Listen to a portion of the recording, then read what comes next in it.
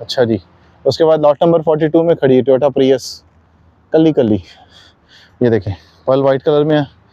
ये right side की light है, ये दिखा देता हूँ आपको। ठीक है, अभी जैसे लाए हैं वैसे ही आके खड़ी की है गाड़ी। ये असल में होता ही है कि जैसे जैसे फैसले होते हैं गाड़ियों के, इनको जो है वो ऑक्शन में ला के खड़ा कर दिया जाता है। तो ये टायरों में थोड़ी हवा कम है, बाकी टायर इसके बेहतर लग रहे हैं मुझे। ये देखें लाइट्स इसकी ऊपर रैपिंग हुई हुई है लाइटों के भी। ठीक है जी, ये देखें पिछला टायर एक। अच्छा जी, बैक में ये देखें,